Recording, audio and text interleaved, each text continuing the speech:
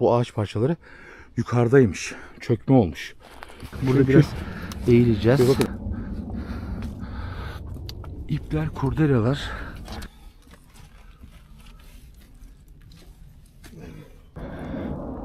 Dediğim gibi ilk başta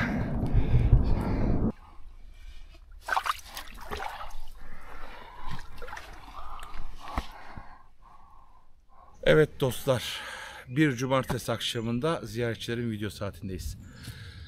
Büyük ihtimalle serinin son videosu olacak. Belgrad Ormanı'nın gizemleri, Belgrad Ormanı'nda cesetler. Bütün her şey Allah rahmet eylesin Ece kardeşimizin ölümüyle sonuçlanan, bulunup hastanede ölümüyle sonuçlanan olaydan sonra Belgrad Ormanı gizemleri daha çok gündeme çıktı. Ama aslında İstanbul olalı Belgrad Ormanı zaten hep gizemliydi. Birçok cinayet, faili meçhul cinayetler.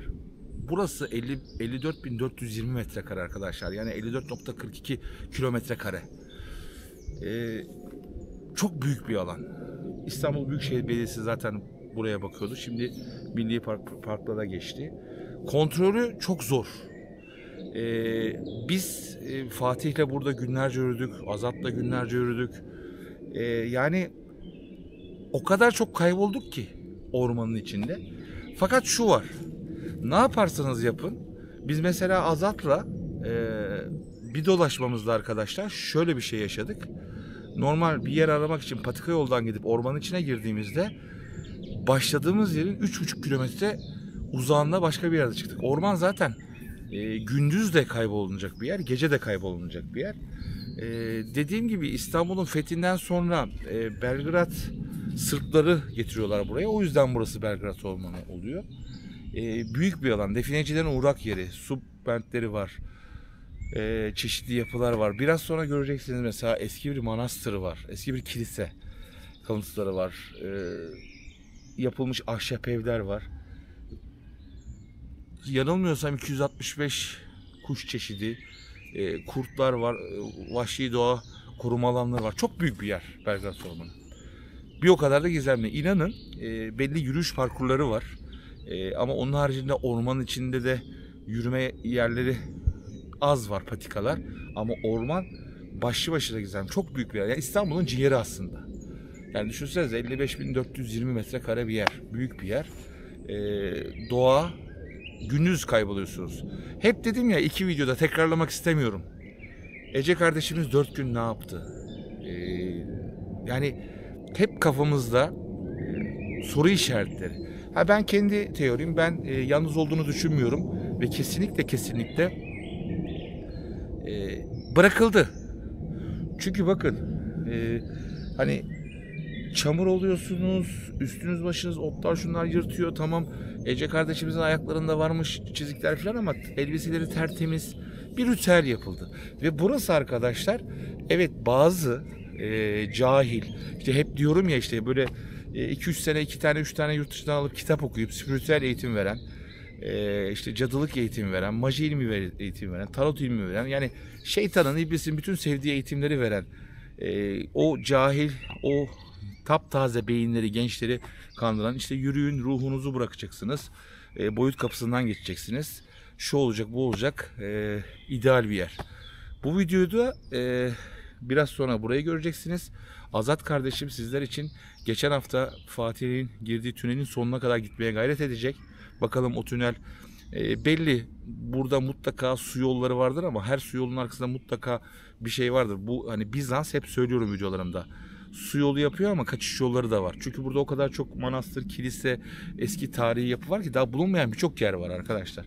Biz bir haftada o kadar değişik yerler bulduk ki. Videonun sonuna doğru, yani Azat'ın tünel görüntülerinden sonra umarım orayı da bulacağız. Çok değişik bir yer bulduk arkadaşlar. Bu videoyu izleyin. Bu Belgrad Ormanı gizemlerinin, Belgrad Ormanı cesetleri serisinin 3. ve büyük ihtimalle son videosu olacak. En çok uzattığım dosya Rum Yetimhanesi dosyasıydı. Bu arada Rum Yetimhanesi'nin filmini yapmışlar 2022'de. Önümüzdeki haftalarda vizyona girecekmiş. Bakalım nasıl bir dizi olacak, film olacak. Rum yetimhanesini soruyorsunuz, bırakmadık, araştırıyoruz, hala devam ediyoruz. Çok uzatmayacağım, çok konuşmayacağım. Bu gündüz çekim olacak. Yani bu gündüz görselli bir çekim olacak. Çünkü gündüz bazı şeyleri net görmeniz lazım. Fazla uzatmadan yavaş yavaş yürümeye başlayalım arkadaşlar. Yolda sohbet ederiz. Videoları beğenmeyi unutmayın lütfen. Gördüğünüz gibi şöyle kameramızı da düzeltelim. Alabildiğine orman. Şimdi tabi yağmurlu havalardan sonra ağaçlar, mesela burada biraz sonra göreceğiniz bir yapı yapılmış. Bu yapı neden yapılmış? Gözetleme kulesi adı altında mı yapılmış? Niye yapılmış? Bunu anlayamadım. Ormanın içinde karşımıza çıktı. Bakın.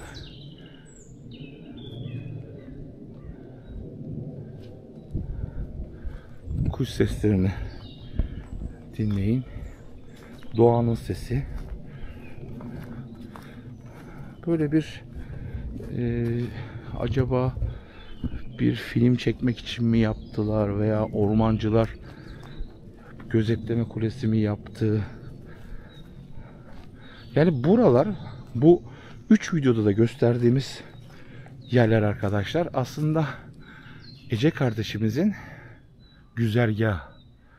Yani mutlaka uğradığı yerler. Mesela bakın, bunun içinde çok rahat çıkılıp kalınabilir ama çıkmayacağım. Çok yoruldum çünkü. Burada böyle ahşap bir ev. Mesela bakın burada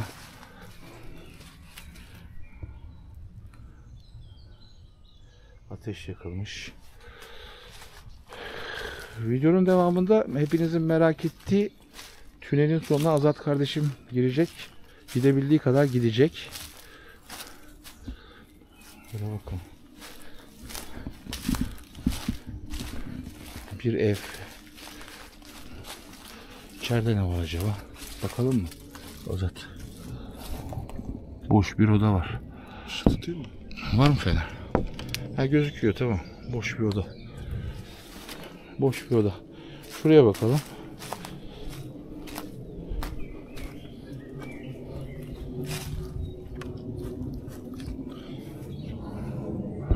Şöyle yapalım. Evet. Çekyat var. Çekyat var. Boş. Herhalde ormancıların kaldığı bir yer. Mesela bakın arkadaşlar, bu eski bir kilise. Şuradan geçelim. Azat dikkat et. Burası yaprak var ama altı balçık.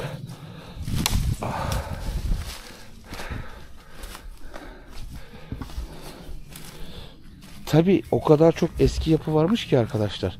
Definecilerin de uğrak yeri. Yani Belgros Ormanı'nda dolaşırken böyle çukurlar görmeniz mümkün. Bu çukurları da neden kazarlar, neden yaparlar anlamış değilim. Şuradan gidelim Azat. Şu duvardan çekelim. Bak şurada da bir çukur var Azat. Çok dikkatli yürümek lazım. Bakın kazılmış. Yine büyük ihtimalle buralara makine tarzı şeyler tutuyorlar. Herhalde bir boşluk falan alıp sonra kazıyorlar. Çünkü insanın deli olması lazım, böyle köstebek gibi orayı kaz, orayı kaz, orayı kaz.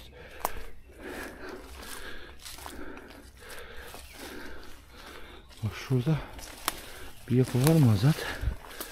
Yok. Şuradan geçersek bakın eski, ben size şöyle söyleyeyim, en az 1500 yıl. Şuradan geçeceğim Azat. Biraz engebeli bir yol ama dikkat et, ben geçeyim sonra sen geç. Çünkü şurada önünde, dur, şu güzel duvarı çekelim.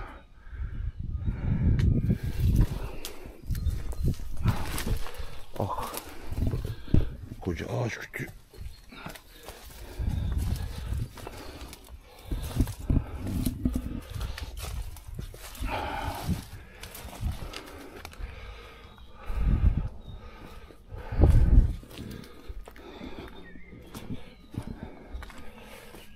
Bak şurada da mesela bak büyük ihtimalle burası kazılsa tünel girişi. Şimdi bu tip yapılarda mutlaka ve mutlaka arkadaşlar altında kaçış tünelleri, gizli odalar vardı. Bak orada da duvarı var. Ama yapının büyük bir yapıymış. Tabii yıkılmış. Şöyle. Kuş sesleri ne kadar güzel. Bak duvarları böyle devam ediyor. Yani burası aslında bak şu bastığımız yerler dahil olmak üzere temizlense, bir arkeolojik çalışma yapılsa, ben eminim bunun altında mutlaka ve mutlaka tünel ve oda vardır. Çünkü o dönemlerde biliyorsunuz Hristiyanlık daha sonra şey oldu,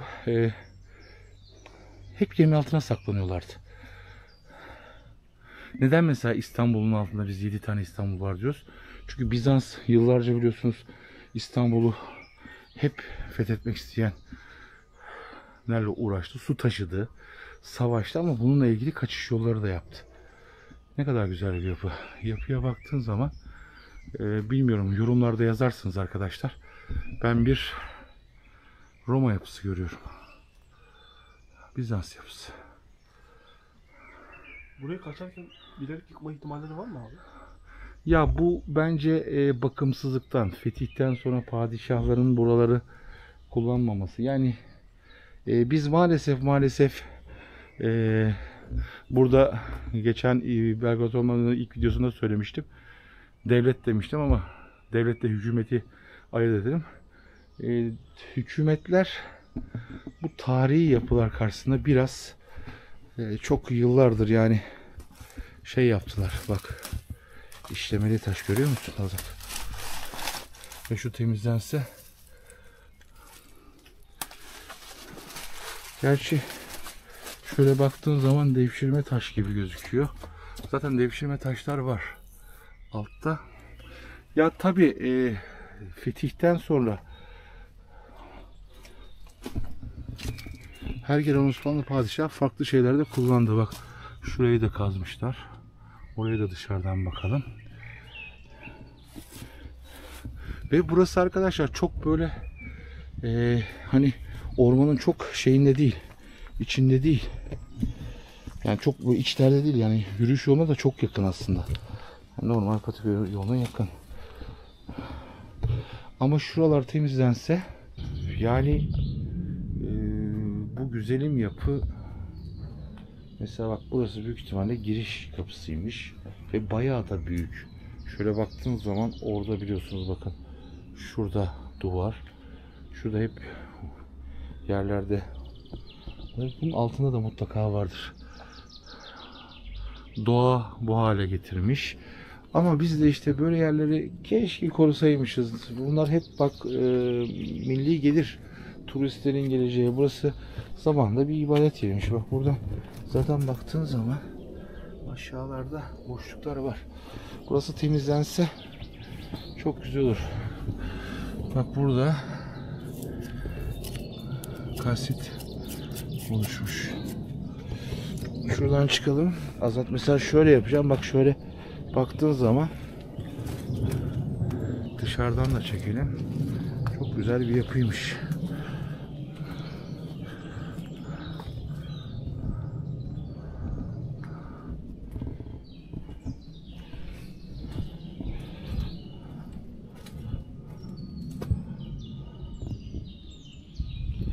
Evet. Bak burada da taşlar düşmüş.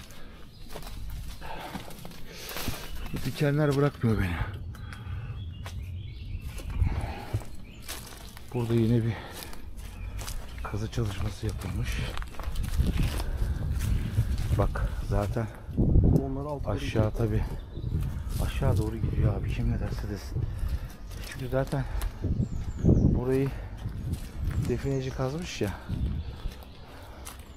Çünkü bak kilit taşları büyük. Şöyle bakalım. Bak burada zaten aşağıya doğru gidiyor. Çünkü büyük taşları koymuşlar. Aşağı doğru gidiyor.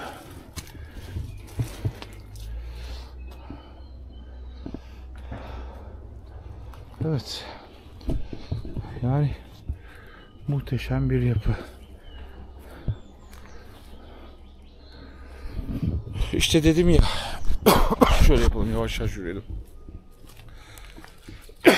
Bütün her şey işte ilk videoda da bahsettim. Hani tekrarlıyorum ki bazen bu videoyu izleyip ilk videoyu izlemeyenler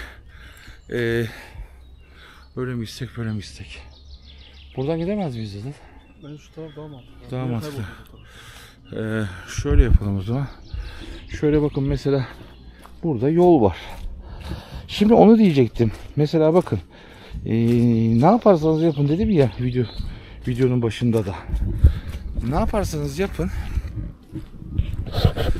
Biz çok kaybolduk. Gündüz vakti kaybolduk.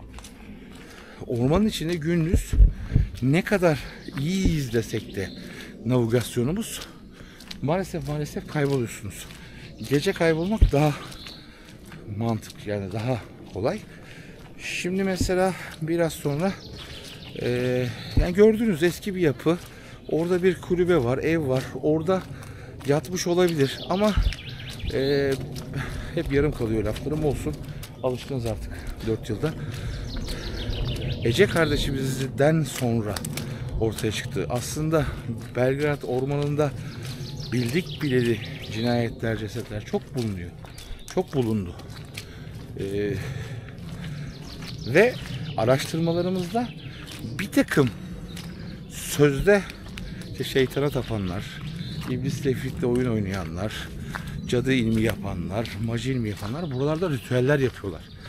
Burada yıllardır söylenen bir şey, boyut kapısı olduğu. Yani orman ürkütücü, gündüz de ürkütücü arkadaşlar. Gece daha ürkütücü. Şimdi çok uzatmayalım. Videonun sonunu mutlaka izleyin arkadaşlar. Hala işte abi niye gece video çekiyorsun diyenler var. Onlara şunu söylemek istiyorum. Videoları atlamadan izlerseniz sorunuzun cevabını veriyorum.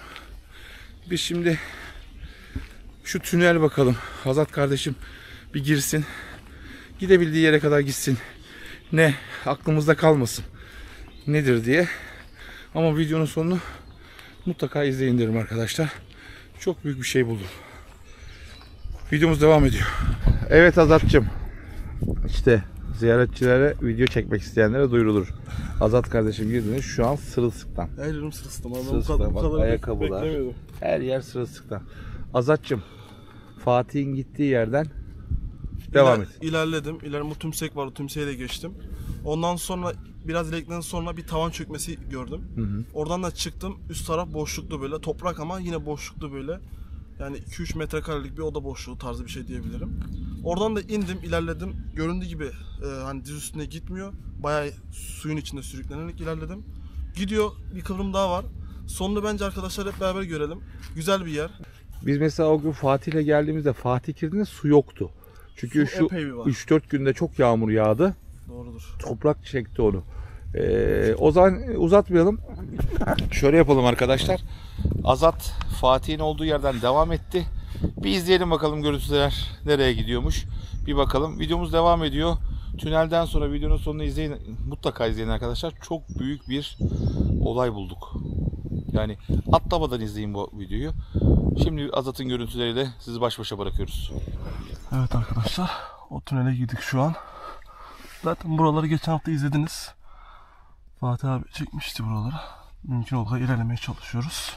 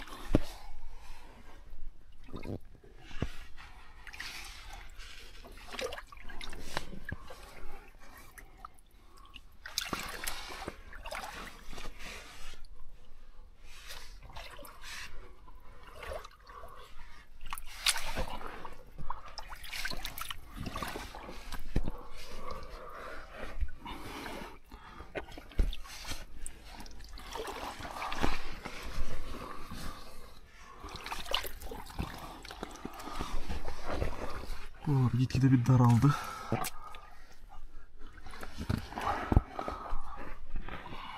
Şurada bir tümsek gözüküyor.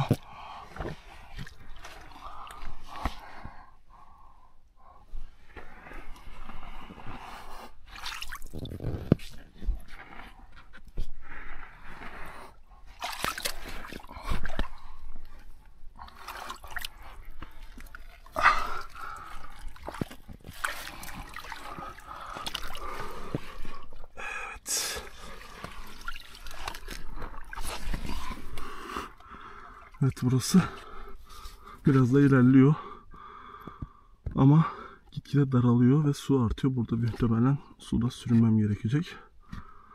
Ama tabii ki ilerleyeceğiz.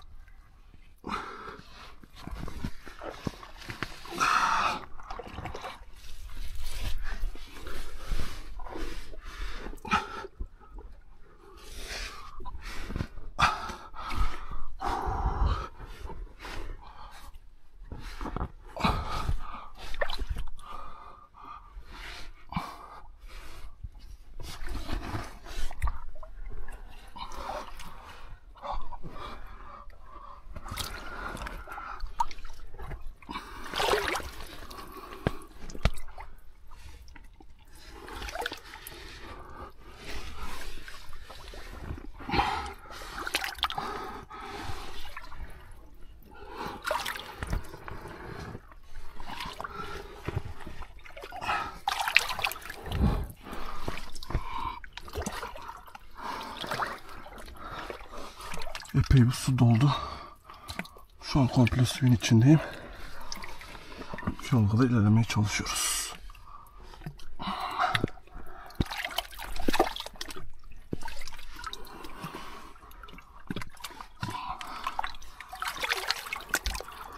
Burada su tünelleri epey bir var. Zamanında İstanbul sorunu için burada yapılmış projeleri mevcut. Bayağı bir araştırma sağladık. Dönemin padişahları olsun, emirleri var yani. Projelerine de ulaştık. Ama buradaki projeler buraya benzemiyor. Bunu araştırıyoruz. Ama burada bir çökme oluşmuş. Üstü epey bir pürüzsüz. Çıkmaya çalışacağım bir saniye.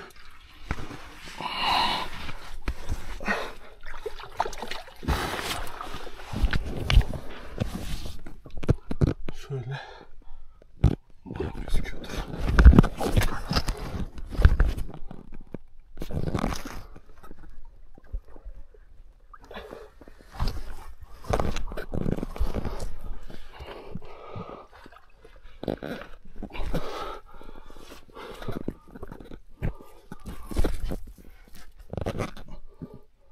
Burası böyle.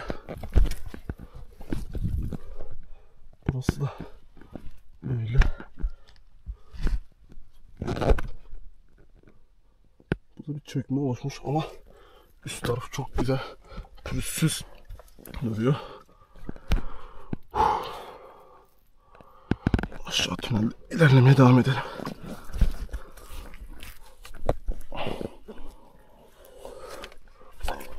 Burada tavan yapısını net bir şekilde görebiliyoruz.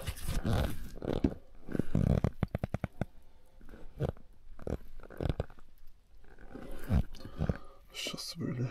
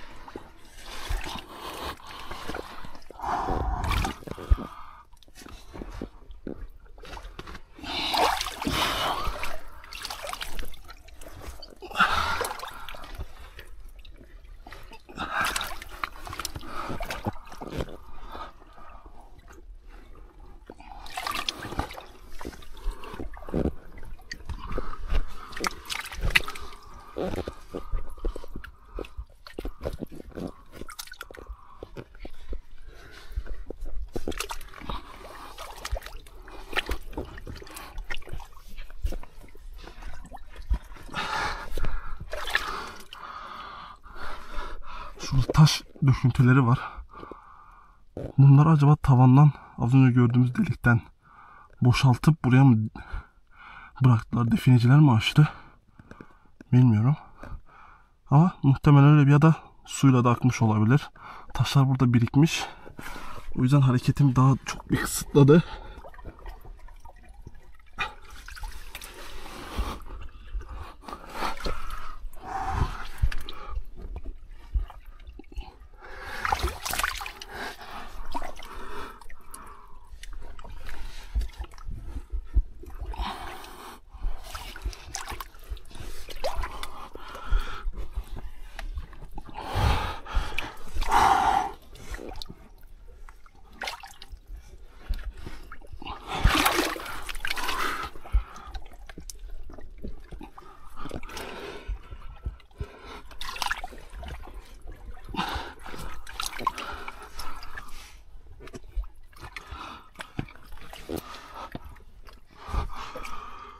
Buranın yapım amacı acaba neydi?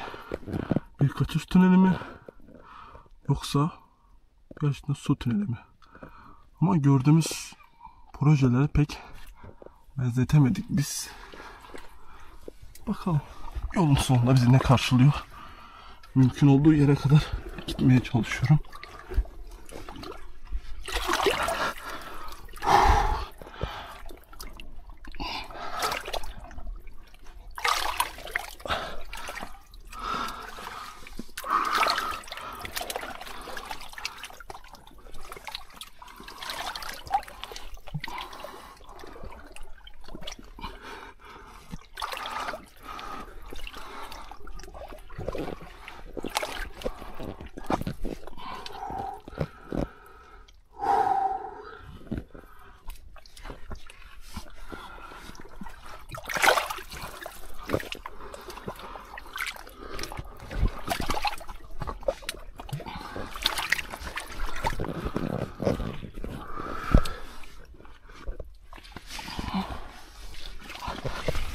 İleride bir toprak birinkisi gözüküyor. İnşallah çökmemiştir.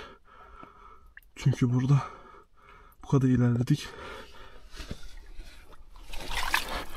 Daha güzel görüntüler görmek istiyorum. Ve de burada dönüş de sağlayamam.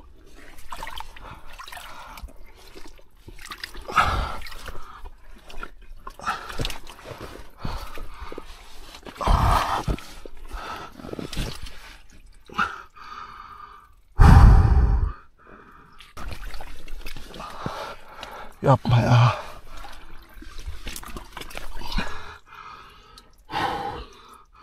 Arkadaşlar maalesef çökme mevcut. Birazcık daha ilerlemeye çalışacağım bakalım. Bir delik minik bir şey görmeye çalışacağım. Şimdi buradan nasıl dönebilirim?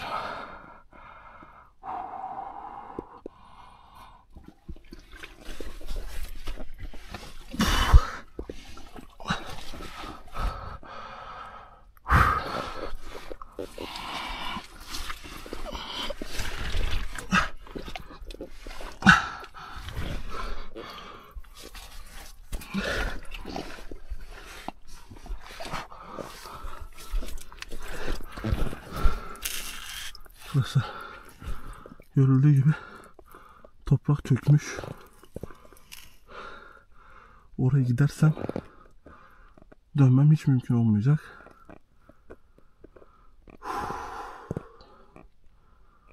Merak ediyorum. Zaten komple su olduk.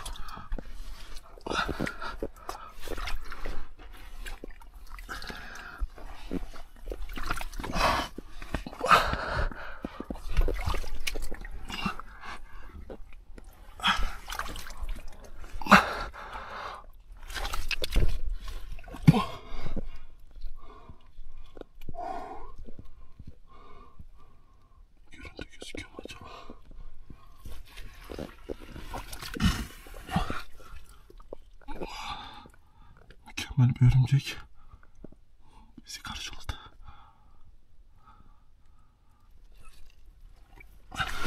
Bir saniye şöyle yaparsın. Şu kolumu getirebilirsin.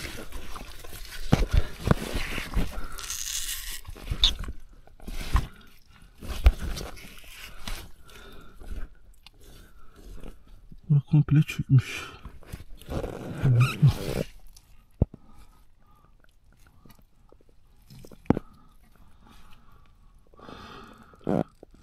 Büyük bir çökme var.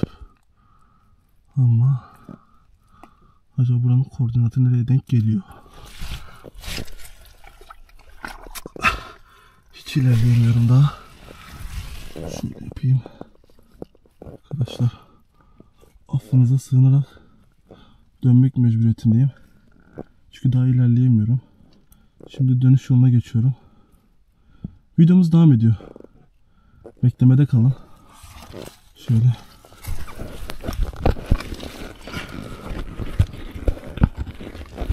Evet dostlar. Alan böyle, yani daha ilerleyemiyorum. Omuzlardan sıkışmış durumdayım. Yoksa ben de sizler gibi merak ediyorum ilerisini. Şu an geri döneceğim. İnşallah dönebilirim. Video devam ediyor. Muazzam bir yer daha var. Orası gerçekten ses getireceğine inanıyorum.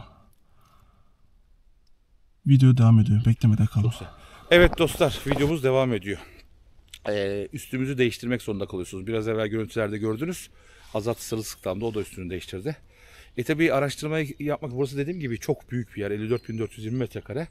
Bir yerlere giriyoruz, üstümüz çamur oluyor. Yağmur yağıyor mesela, şu an çiseliyor. Hava kararmak üzere. Bence bu videonun, bu Belgrad Ormanı serisinin en anlamlı, en can alıcı noktasına geldik dostlar.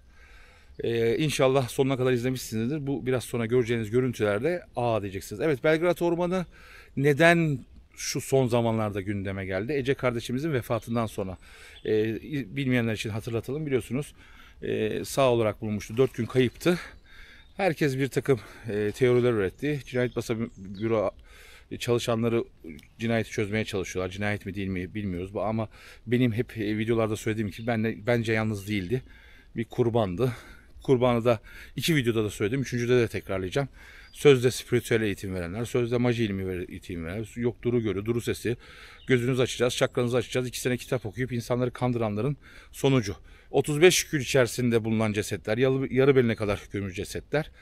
Belgrad Ormanı hep bir gizem. Ama bu son zamanlarda çok gündeme geldi. 2-3 sene evvel bir takipçimiz, sevgili Osman, Tarabya'da Osman, reklam işleri uğraşan Osman kardeşimiz, buradan da ona selam olsun. Abi dedi, Sarıyer Ormanı'nda çok dolaşmış. Abi dedi, bir gün dolaşırken 3 sene evvel bir yer gördüm dedi. Çok enteresan dedi. Yani gündüz bulmama rağmen dedi, ürktüm dedi. Sanki böyle bir ritüel alanı gibi dedi. 3 sene evvel görmüş, fakat sağ olsun bize tarif etti. Biz orayı bulduk. Şu an yaklaşık bir 100 metre, o kadar ilerimizde. Biraz sonra göreceksiniz. Ben videolarda genelde bir yeri, mağaraları özellikle biliyorsunuz içine girmiyorum ama buraya mecburen şöyle bir dıştan gördüm. Ama içine girmedim. İçine hep beraber gireceğiz. Çok enteresan bir yer arkadaşlar. Şimdi biraz sonra göreceğiz. Yorumlar yapacağız. İnşallah videoyu sonuna kadar izlemişsinizdir. Yol boyunca gelirken zaten ağaçlarda, şimdi bakın onu da koyacağım. Ağaçlarda bu amblemleri gördünüz. Bakın mesela. Bu işaretleri özellikle koymuşlar ki yeri görmek için. İşte mesela bakın arkadaşlar. Böyle belli ağaçlara bu işareti koymuşlar. NS. Böyle NS gibi gözüküyor. Yani böyle baktığın zaman yine NS gibi gözüküyor. Farklı. Uzaktan dolar gibi ama yakınlaşınca evet. NS bariz yani. Evet, enteresan ve belli ağaç. İşte bu amblemleri takip ede öyle bir sıralı ağaçlara koymuşlar ki, demin görüntülerde gördüğünüz amblemleri. Orayı, Osman'ın da tabii büyük tarifi var, emeği var, sağ olsun var olsun. Buradan selam olsun. Bulduk. Çok enteresan arkadaşlar. Evet, ben diyorum burası faili meçhulün çok olabileceği, çok esrarengiz, Bizans'ın, Osmanlı'nın kullandığı çok büyük bir alan. Kontrolü çok zor bir alan. İstanbul'un ciğeri. Çok fazla lafı uzatmayalım. Yağmur dindi. Şimdi şu yeri görmenizi istiyorum. İnşallah videoyu sonuna kadar izlemiş, burayı kaçırmazsınız. Bunun serinin devamını yapar mıyım şimdilik bilmiyorum ama biraz ara verip başka dosyalara devam edeceğiz. Çok konuştuk. Biliyorsunuz biraz evvel izlediğiniz Azat tünele girdi. Tünelin sonunu gösterdik. Yıkılmış. Şimdi bir de burayı izleyelim. Şöyle birkaç hazırlık yapalım Azat'cığım. Sen istersen bana ver. Sen benim şeyi de ver Azat'cığım. Feneri de ver. Sen de fenerini yak. Gerçi hava tam kararmadı. Şu an yaklaşık bir 10 dakika evvel Daha güzel görünüyor. akşam, tabi akşam ezanı okundu. Yine böyle ormanın içine girdik ama biraz evvelki görüntülerde gördüğünüz böyle bildiğiniz ağaçlara önce dolar işareti gibi gözüküyor. Ama baktığınızda sizler de gördünüz. N ve S işareti. Uzaktan dolar. Evet, uzaktan dolar. Tabii bakın hani şu an alacakaranlık ama bu bir ürpertiyor. Mesela dün biz Azat'la ya çok enteresan ormanın içine girdik. Yine kaybolduk. Değil mi Azat? Evet, kaybolduk. Yani Yaklaşık arabayı 2,5 bıraktığımız yere kilometre- 2,5 kilometre farklı yerine çıktık. Neyse çok uzatmayalım arkadaşlar. Şu gizemli yeri mutlaka görmemiz lazım. Şimdi burada arkamda ışık tutuyor. Ne olmuş olabilir? Niye yapılmış olabilir? Dediğim gibi dışarıdan gördük, bulduk. Ben hep şey diyorum. Hatta Azat abi içine de bakalım dedi. Yok dedim, dışarıdan gördüğümüz yeter. Niye yeter? Sizlerle beraber görmek daha böyle o heyecanı yansıttığımı düşünüyorum. Ben mesela bunu mağaralarda da yapıyorum. Hatta bazen bazı mağaralara gittiğimizde şey oluyor. Giriyoruz. Video çekmeden geliyoruz çünkü çökmüş, kapanmış. Mesela burada şimdi fark ettim. Bak bunu gündüz fark etmedik Azat. Sanırım bir ağaç kökü de devrilmiş olabilir. Pek ağaç köküne benzemiyor abi. Ufak bir çalışma oluşmuş gibi. Bilmiyorum ama şurası neredeydi bak. Yani hava aydınlıkken bulduğumuz yeri. Bu taraf olması lazım. Dur bakayım. Şurası mı? Yok. Allah Allah.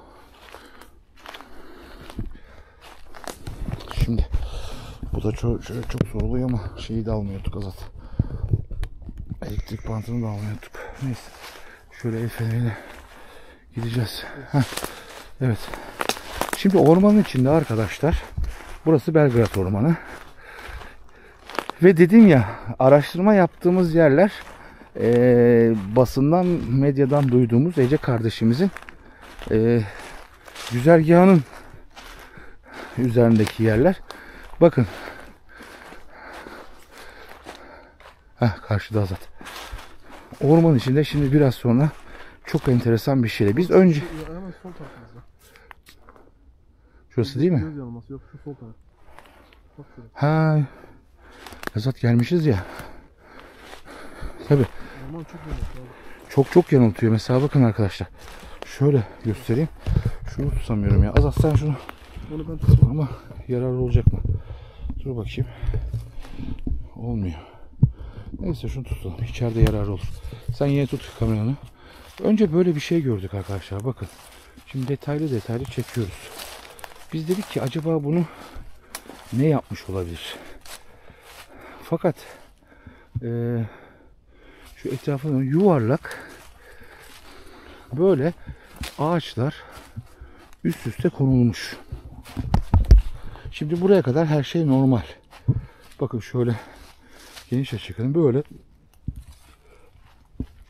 dedik acaba niçin yapmışlar bunu? Bakın böyle büyük kütükler var.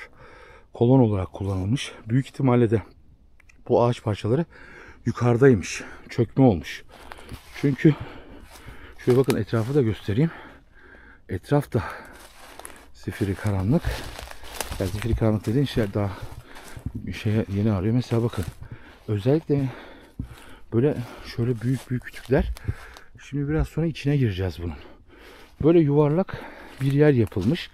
Ve yolda belli işaretler, ağaçlara gördüğünüz o NS işaretleri konulmuş. Hemen şurada da var. Nerede? Hemen şurada. Evet, orada, şurada da var. Mesela bak, geldiğimiz zaman böyle şöyle görüntüyü uzaktan da çekeyim. Şimdi mesela bak, burası büyük ihtimalle şunlar taşıyıcı olarak çökmüş bu ağaçlar. Ama böyle yüz yuvarlık bir yer. Burada da arkadaşlar bakın, ormanın içinde. Bak burası mesela. Işığı şöyle parlıyor. Şöyle baktığınız zaman bakın. Taşıyıcı kolonlar. Önce dedik ki acaba bir hayvan ahırı mı yapılmış diye. yok. Yani hayvan ahırı, ormanın içinde hani koyunlarını. Bakın burada da aynı işareti görüyorsunuz. Şöyle çekersek NS diye. Böyle yüz yuvarlak bir yer. Fakat burada şimdi bakın. Şu girişi biraz uzaktan Oluyor. Burada bakın böyle bir giriş yapmışlar. Fakat bu girişte burada biraz eğileceğiz. İpler, kurdelalar. Burada bir tabi belli ki şöyle yere baktığınız zaman bir yıkılma olmuş. Şimdi şuradan Azat önce ben geçeyim. Bismillah. Kamera zorluyorsa tutayım istiyorsan. He? Kamera zorluyorsa tutayım. Ya hakikaten sen tutsana ben geçeyim. Zor oluyor.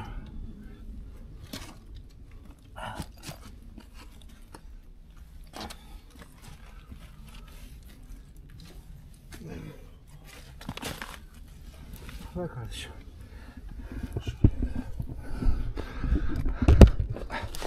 Bir dakika dur Azat. Yavaş. Hop. Işık parlıyor yapıyor. Şimdi dediğim gibi ilk başta sen şu feneri de ver. Aha. Şöyle baktığımız zaman ilk başta bir ahır zannettik. Fakat evet yanılmamışız Azat bak. Çökmüş. Çünkü Osman demişti ki abi içine giriyorsun. Ortası böyle yuvarlak. Bakın yuvarlak boş. Boş bir alan. Ve buralarda ki buralardan bahsediyor. Şu çökme olmuş. Kafesler, odalar var. Ne olabilir? Dedi ki abi ben kuş besliyorum. Kuş olamaz. Şöyle detaylı baktığımızda bakın ağaç kütüklerle desteklemişler. Geldik enteresan olan yere. Şimdi fazla bilgiler vermeyeceğim. Bak bir taht gibi oturma koltuğu. Burada kemik parçaları. Bakın kemik parçaları. Bildiğin kemik parçaları. Şimdi şuraya gelelim. Şurada karşılıklı oturma kütükleri. Ve hepsinin üstünde DS yazıyor. Bakın burada da bir kütük. NS yazıyor. NS yazıyor. Burada da bir kütük. NS yazıyor. Geldiğimiz zaman burada da bir kütük. NS. NS. Evet bak şu alta baktığın zaman kalın ağaçlar destek çökmüş buralar. Çökme yaşanmış. Çünkü 3 sene evvel dedi ki abi dedi baktığımda dedi şuralar şey oluyor dedi. Mesela bak süpürge var. Şurası girişi. Şimdi baktığınız zaman bakın böyle 7 tane şöyle dönelim. 7 tane oturma düzeni. Burada da bir otur bakayım Azat oraya ışığı bana tutmadan. Islak mı? Islak sotun mu? Sıkıntı yok. Islağın işte. Evet bildiğin. Şöyle yaslanmak için. Evet.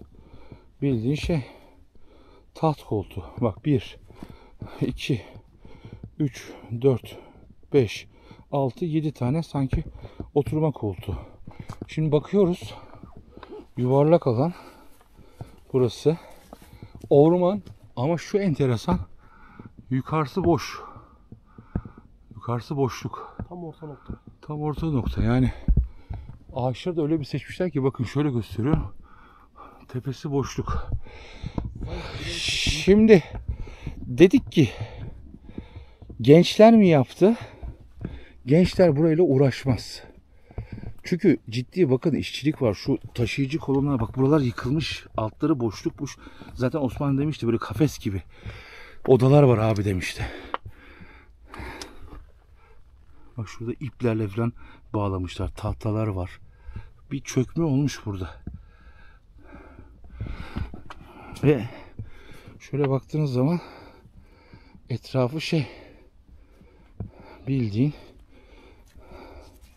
yüz var. Boyalar var. Acaba bunlar rütbe tarzı bir şey olabilir mi abi? Olabilir, her şey olabilir. Yani şimdi Bir dizilme var ve boyalar mantık değişiyor yürütüyoruz. bazıları. Evet, baktığı zaman yüksekmiş. Burada kafes gibi yerler var. Şurası Şimdi mesela bak buralarda kemikler var. Hayvan kemikleri. Bir de şöyle özellikle dış tarafta gündüz dolaşırken görmüştüm. Genelde hep böyle kırmızı kurdeleler asmışlar. Bak burası yüksekmiş. Böyle altı boş. Taşıyıcı kolonlar varmış. Şurada bak var. Herhalde yeşil bir kap mı? Ne o? Süpürge. Fırça var mesela. Herhalde buraya geldiklerini temizliyorlar. Bak bunun altı boş. Boş. Şu mesela bak. Şu ışığı tuttum. Şu taşıyıcı kolonmuş. Çökmüş. Çünkü arkası da düz tahtalar çakılmış. Bak şunlar taşıyıcı kolon olarak kullanmışlar. Şu büyük ağaçlar. Şunları. Ama tabii çürümeden dolayı çökmüş. Ve bayağı iplerle falan yapmışlar. Şurada ne var Azat? Bidon. Çöp mü bu, ne? Su galiba. Boş bidon. Ama yalnız o da boyalı. Boyalı, evet. Hani bakıyoruz iyice ne olabilir diye. Hani şu da çok enteresan. Şu da böyle bir kral tahtı gibi yapmış. Diğerlerinde yok mesela bu. Yaslanmasına kadar çok detaylı, rahat bir de. Yerlere bakıyoruz. Düz bir zemin. Şurada bir şey var mı?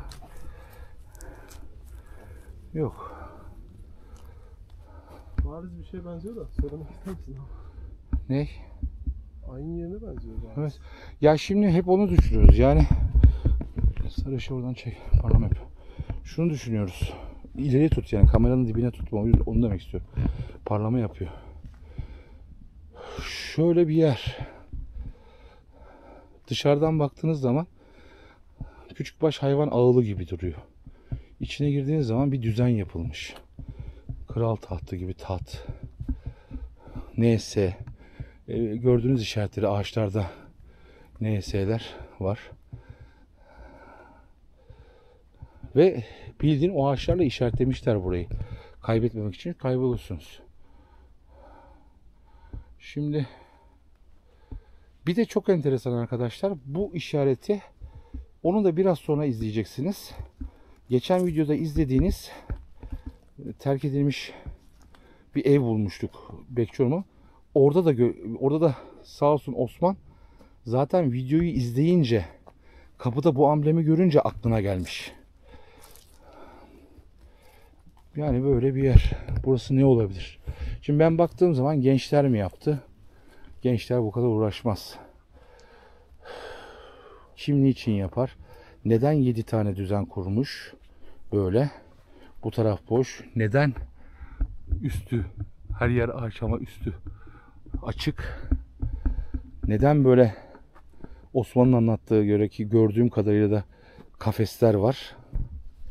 Kafesler var. Kan dökeceği şeyleri oraya mı koyuyorlar? Yani yorum sizlere ait arkadaşlar. Hadi ben burada sanki bir akılları sıra bir tarikat mı? Şurada mesela bak.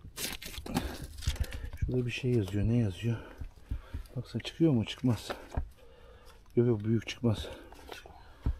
Bir mi yazıyor? Temizlesene üstüne bak. Bir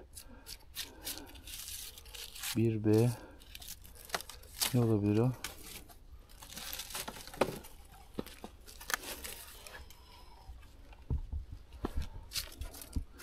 Şeyi de düşündük acaba. Okunmuyor değil mi? B var sanki. Büyük gibi şey. Acaba bir film çekimi için mi yaptılar diye düşünüyorum. O da mantıklı gelmiyor. Çünkü interneti araştırdığım zaman Bu kadar uğraşmaz. böyle bir film projesi, bu ağaçları buraya koymak arkadaşlar. Bunları bakın yıkılmış. Osman'ın dediği gibi. Şuna bakın, bir kubbemsi şey var zaten. Hayır, zaten böyle odalar varmış burada. Kafesler varmış. Hani biz dedik acaba kuş mu besliyorlar, hayvan mı besliyorlar? Hani hep bunları düşündük. Yıkılmasına rağmen şu düzene bakar mısın? Düzen var. Yani yorum sizlere ait arkadaşlar. Dedim ya, şimdi biraz sonra izleyeceksiniz. İkinci videoda gitmiştim. Şimdi bir daha göreceksiniz. Orada fark etmemiştim. Osman zaten o işareti fark edince burası aklına geliyor. Ben bu işareti görmüştüm 2-3 sene evvel bir yerde. O yüzden burayı bize tarif ediyor. Bakın. Böyle muazzam. Şuna. Yani ne olabilir? Acaba bir izci grubu kendilerine böyle yaşam yeri mi yaptı? Hani böyle şuralar. Osman diyor ki, abi diyor, böyle bildiğin kafesler vardı diyor. Oda oda kafesler vardı diyor. Tabii şimdi Belgrad Ormanı gizemlerini koruyor. Kapanış şöyle yapalım. O evin şimdi oraya gideceğiz. Evin orada da bu işareti görelim. Orada da son bir yorum yapalım. Videomuz devam ediyor arkadaşlar. Şöyle dışarıdan da son bir kez çekelim. Azat'cığım sen geç önden. Sonra ben geçeyim. Yavaş, kafanı vurma. Eğil eğil.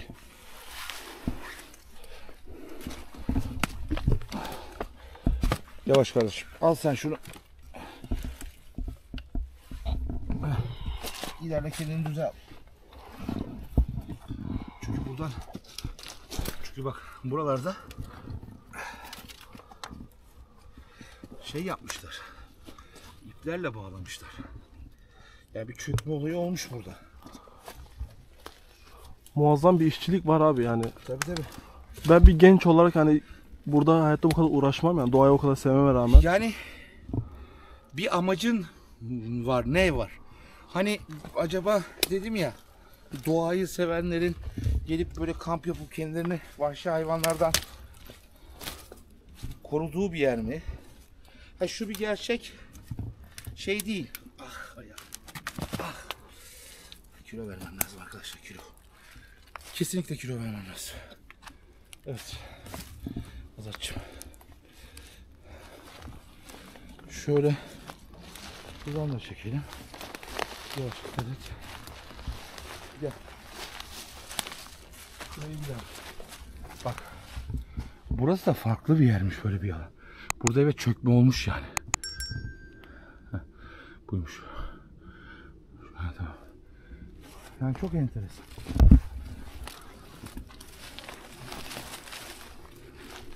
Dedim ya, şöyle yapalım Azat. Şimdi videomuz devam ediyor. O evin oraya gidelim. Yolumuzun üzerinde zaten. O kapıda da var o işaret. Bu işareti bilenleriniz varsa yazsın. Videomuz devam ediyor. Gördünüz. Yani tabii yürüdük yorulduk. Burayı zaten ilk videoda hatırlıyorsunuz. İkinci videoda pardon. Hani dedik bakın şurada, nerede? Şurada gözüktü az önce. Evet bak, şimdi böyle gözükmüyor. Böyle gözükmüyor. Sarı ışığı tut bakayım. Böyle gözüküyor bak. Beyaz ışık tutunca. Çok enteresan. Buradan gözükmüyor bak. Bak buradan gözükmüyor. Buradan gözüküyor. Aynı şey neyse. Yalnız bak. Şu açıdan gözüküyor. Bak önümde bir tane şöyle kolon var. Bu açıdan şey gözüküyor. Sarı ışıkta gözükmüyor, beyaz ışıkta gözüküyor. Evet. Mesela bak buralara bakıyoruz. Buralarda yok mesela. Bakalım. İçerilerde falan yok. Burayı zaten ikinci videoda hatırlıyorsunuz. Bak burada şömine var. Yani enteresan. Şöyle yapalım, gel. Dediğim gibi arkadaşlar. Mesela Osman ikinci videoyu izlerken buradaki gördüğünüz işareti videoda görünce, bakın bildiğiniz neyse hatırlıyor. Bir tek de bu evde var. Şöyle yapalım o zaman. Evet dostlar. Belgrad Ormanı serinin 3. videosu. Mümkün olduğu kadar sizler için araştırmaya gayret ettik. Yorulduk. Bu seriyi şimdilik burada durdurabiliriz. Çünkü çok değişik şeyler bulgular. Yani biraz evvel gördüğünüz o yuvarlak yapılan yorum sizlerin. Orada ne yapıldı? Hayvan mı beslendi? Belli bir takım farklı düşünceler mi yapıldı? Sevgili Osman'a tekrar 3. teşekkürüm, ama sağ olsun orayı bulmamızda yardımcı oldu. Yani her hafta doğru videolar, her hafta doğru bilgilerle sizlere video çekmeye gayret ediyoruz. Evet, belki bu Belgrad Ormanı Gizemleri serisinden sıkılanlar vardır, ama bu bulduğumuz bulgular bizim için çok önemliydi. Neden önemli? Çünkü bir kadın 4 gün 4 gece nasıl bulunamaz? Burada belli ritüeller mi yapılıyor? Ne yapılıyor? İşte yolda yürürken ruhumu bıraktım, onu bekliyorum, dinleniyorum. Bunlar hep işte yanlış bilgiler. Aslında o mesajları atarken konumuma bakabilir. En ufak internette de konum Ya vardır gözüküyor. mutlaka, cinayet büro amirlerimiz, cinayet büro çalışanlarımız mutlaka aydınlatacaklardır. Dediğim gibi çok büyük bir alan, kontrolü çok zor bir alan. Evet. Çoğunuz soruyorsunuz, Rum Yetimhanesi dosyası devam ediyor, ara verdik. Hep aynı şeyleri çekmek sıkıyor. Terk edilmiş köylere gideceğiz. Mağaralara tekrar gireceğiz. Ziyaretçiler kanalını ilk açtığımız günden beri hiçbir yerde göremeyeceğiniz videoları sizlere göstermeye gayret ediyoruz. Ziyaretçiler farkı ile. Videoyu sonuna kadar izlediğiniz için teşekkür ediyorum. Beğenmeyi lütfen unutmayın. Azat'cığım, sen son neler söylemek istersin? Son gizem bayağı fazlaydı burada abi. Evet. Araştırdık bayağı, padişahların fermanlarına kadar Tabii, ulaştık. Projelere ulaştık. Su şeyleri, tünelleri çok var. Zaten bentler var. 4 tane büyük bent var. Zamanla Evet. su sorunu burada çözülmüş. Ama ondan ziyade gizemleri de çok var. Tabii, çok büyük alan. Bilinmeyeni çok büyük bir alan. Gizem Gündüz çok- bile ormanda kayboluyorsunuz arkadaşlar. beraber kaybolduk. Tabii. Ya çok, O girdiğim tünelde de abi şöyle söylemek istiyorum. Hani araştırdığımız projelere göre pek benzetemedik. evet. Ama belki yine su içinde kullanılmış olabilir. Belki başka bir amaçla da kullanılmış olabilir. Onun sonunda 2 tane oda olduğu rivayet ediliyor. Evet, İşte o öyle bir yüzden rivayet defineciler var. çok kazmışlar. Şöyle, o çökmeyi gördüğünüz arkadaşlar muhtemelen yukarıdan yine makinelerle, umutsever arkadaşlar, defineci arkadaşlarımız bir boşluk almışlar herhalde. Çökertmişler çünkü orada bir şişe de gözüküyor. Tabii. Şişe gözüküyor. Muhtemelen orada boşluk alıp çökertme yaşanmış Öbür tarafı orada. da işte onu yukarıda bulmak lazım da O koordinatı uğraşamayacağız. araştırmak lazım. Ama tabii Azat, hani Bizans'tan ondan binlerce yıl uygarlıklar geçti. Çok uygarlık Biz hep geçmiş söylüyoruz ya, işte Ayasofya'nın altına girerken İstanbul'un altında 7 tane İstanbul var. Kesinlikle doğru bir. Ormanın sesi gece ne kadar ürkütücü, Ürkütücü değil mi? su sesi ayrı olmaz. Arkadaşlar, bu haftalık bizden bu kadar. Beğenmeyi, yorum yapmayı unutmayın dostlar. Evet. Bu videoda sevgili Fatih'e, sevgili Azat'a bana destek verdikleri için teşekkür ediyorum. Hepiniz Allah'a emanet olun. Allah'ın selamı üzerinize olsun. Selamünaleyküm.